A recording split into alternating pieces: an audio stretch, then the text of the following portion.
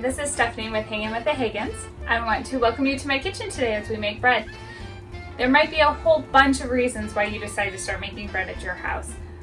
We had our own reasons, but primarily I wanted to provide something for my family that was nutritious and didn't have anything in it that was maybe questionable or I couldn't read or understand.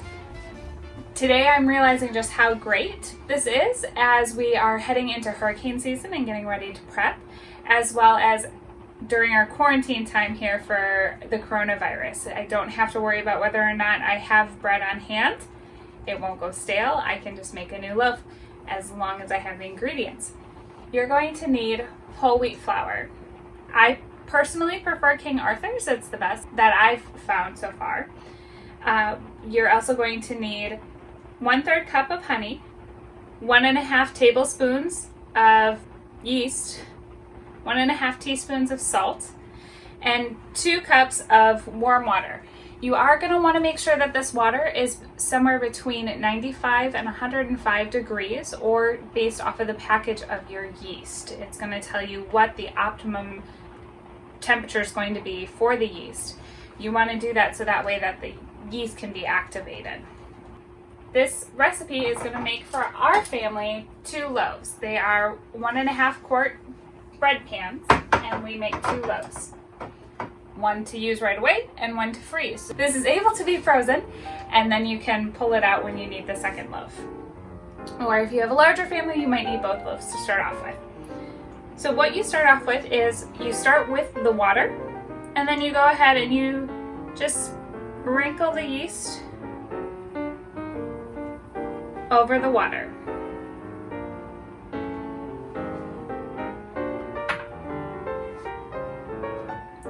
Now I like to mix in the honey right away.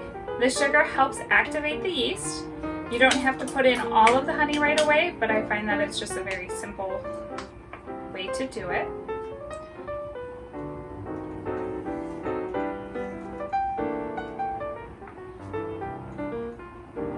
And then you're going to mix it all together. The yeast likes the sugar, so the yeast is going to help activate it and start to bubble with the sugar. So once I have this as mixed up as I like it, we actually just let it sit for a few minutes. A lot of this recipe is going to be hurry, hurry, hurry, and then sit. So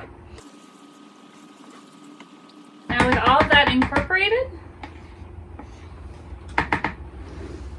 you're going to let it sit for 5 to 10 minutes. What you want it to do is you want the yeast to start to activate. You're going to know the yeast is activated once you start seeing the bubbles. When it doubles in size, then you're going to know that that is good to go and you're ready for the next step. So we're just going to sit and wait for a few minutes, and we'll come back and continue on. All right, so it's been about 8 minutes, and as you can see here, we've got the bubbles that are rising. So that means that our yeast is activated and it is ready to go. So what I like to do next is just kind of mix it just a little bit more. And then I'm gonna start off by putting 3 cups of flour in. Now the flour is gonna depend on a whole lot of different things, including your climate outside and your elevation. So all of that is gonna be dependent on how much you're going to put in. But you're usually going to put in somewhere, I have found, between 4 and 5 cups of flour.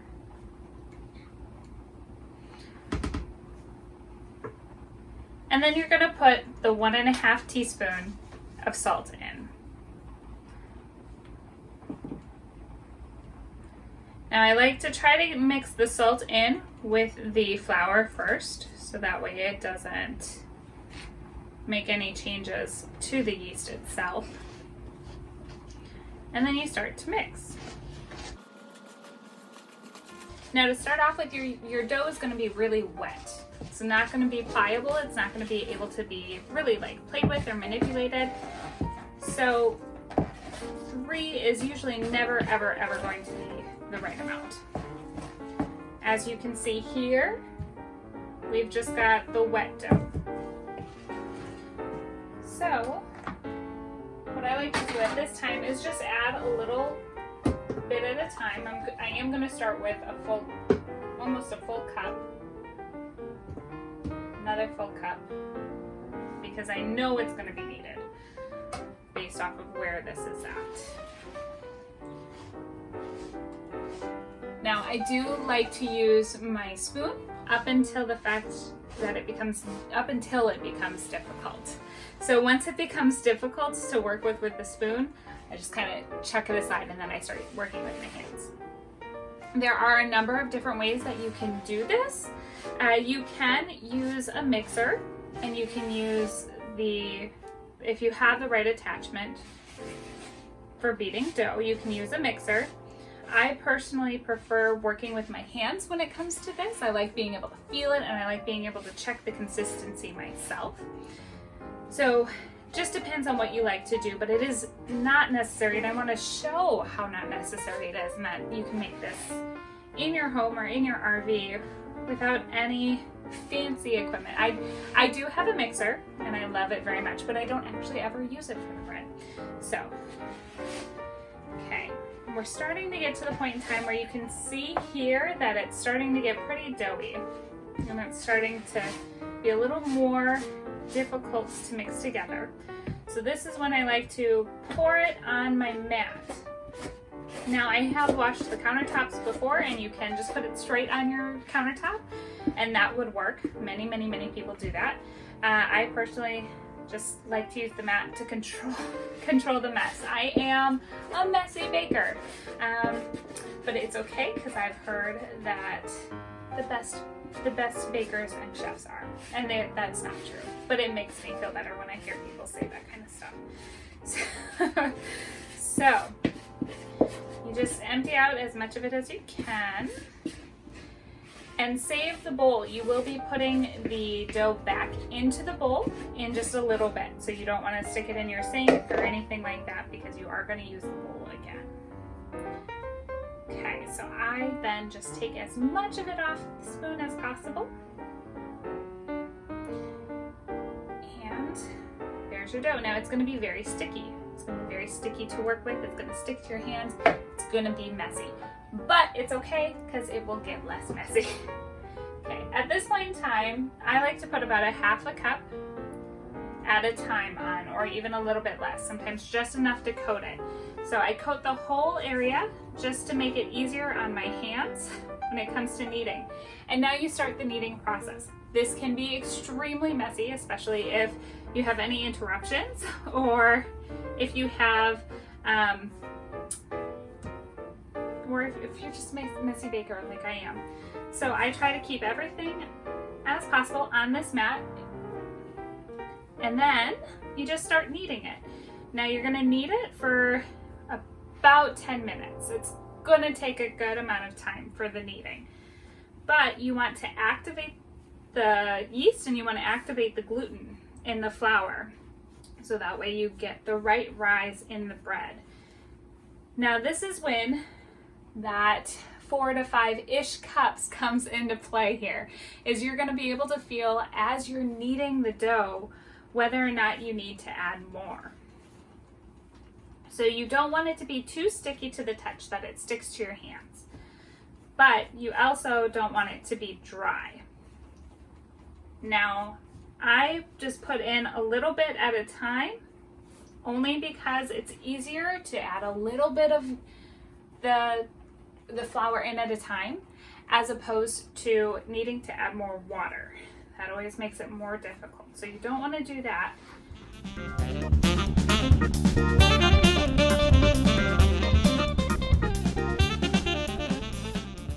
Whenever the dough starts to get too sticky, this is where I like to just kind of recoat the area, put a little bit more flour around it, just so that way it's easier to work with.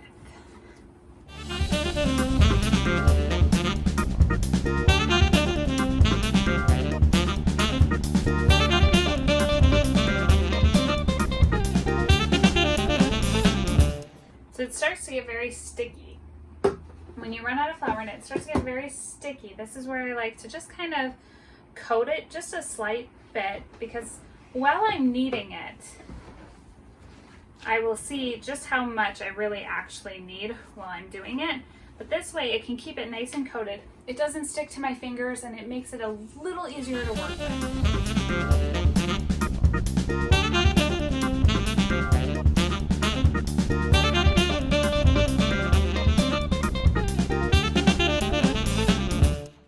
Your arms are gonna start to get tired. Work through it. It's worth it.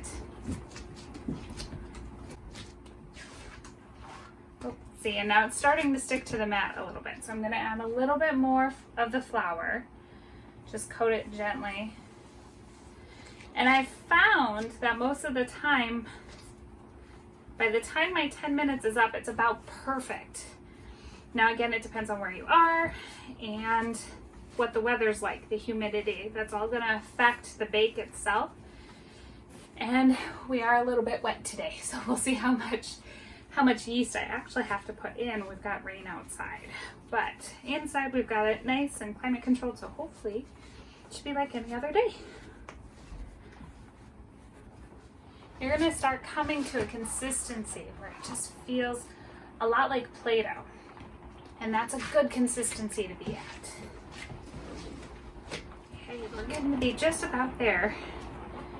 Now, when it gives some stretch, that's good. But one of the ways you can check and you can see, it's called the window pane test. And so you can kind of just stretch it, and if you can see light through it, then you know that the gluten is all activated. You're gonna get a good rise out of the dough, and that's important. So we are there. Now,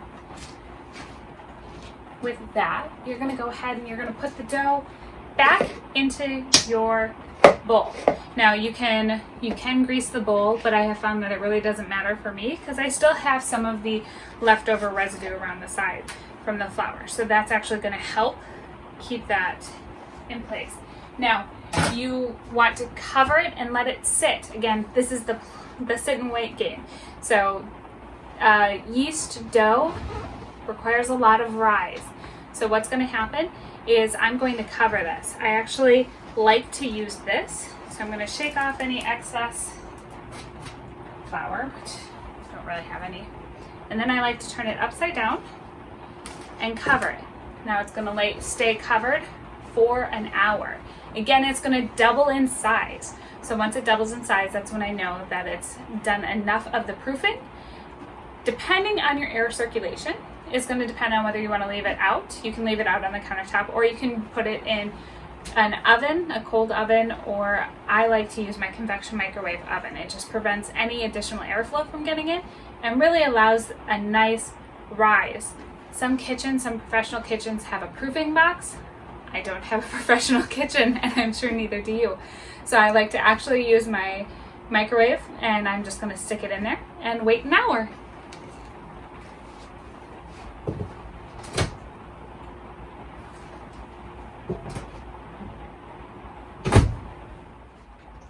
All right, so it's been an hour, so welcome back. You didn't go anywhere, I did. So you can see that it has doubled in size. This bowl actually works really perfect for me because I can tell when it's doubled in size when it's been almost all the way up to the top. So now it's just time to pull it out, and we're gonna shape it. And so we've got 2 separate loaves that I'm gonna make out of this. So you just want to kind of pull it all the way out. Grab any extra dough on the sides. Okay, and then I like to flatten it out. And I flatten it out just because it's an easier version for me, or a quicker version than having a scale and being able to determine what half of the dough is. So I just kind of flatten it out just a little bit. And then with a knife, I just go ahead and I cut right down the center. And that's going to give me the 2 different. So I have cut the dough in half to make 2 different loaves. And what I do is I just roll it up. I've already got one done, but here I'm going to roll this up and create the loaf shape. Now you can use a scale to get it much more precise than just cutting it in half. I don't have a scale, and I want to make this as easy as possible. So we're gonna roll it out, and we're gonna try to work it a little bit, but not too much. But essentially, because I rolled it, I don't want a air pocket right in the middle of the loaf. So I try to shape it as best as I can. And you're gonna want to make sure that that seam from the roll is closed up and on the bottom, and then that way you can't see it.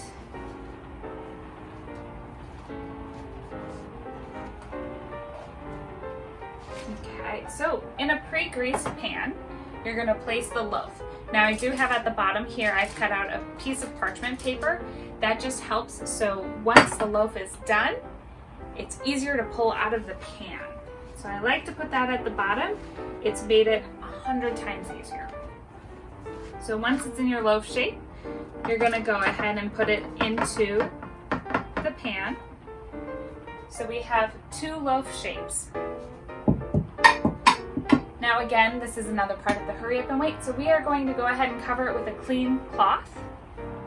I like to use a cloth instead of my mat because it allows the rise to come up and give that nice dome look that you're looking for from the loaf.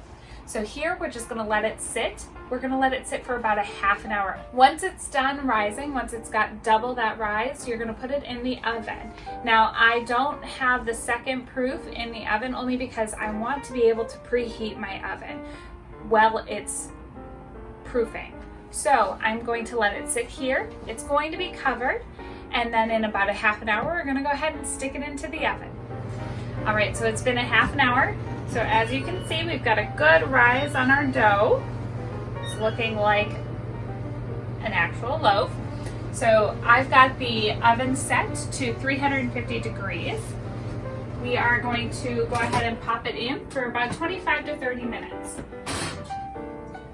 I do like to do them one at a time, just to allow a good even bake on it. So we're gonna let it cook for 30 minutes. We're gonna leave this one alone still. We'll come back and we'll flip flop. And then I will bring you back and you can see the finished product. All right, and we're just about done. So as soon as it dings, we're gonna be pulling out the bread. There it is.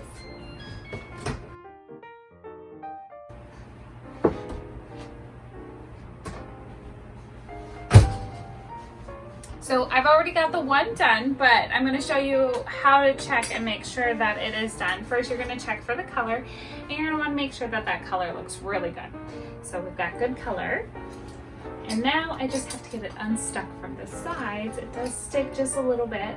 Maybe didn't grease the pan quite as well as I should have.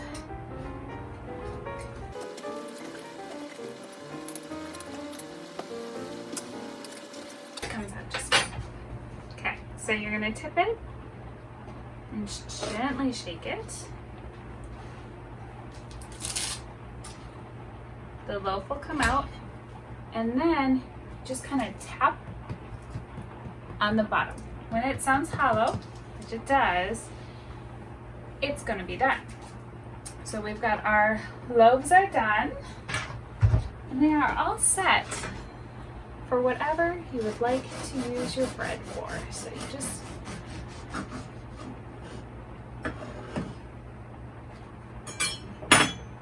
we like ours with toast, sandwiches, all sorts of things. So that is how you make the honey whole wheat bread that we use in our house on a daily basis.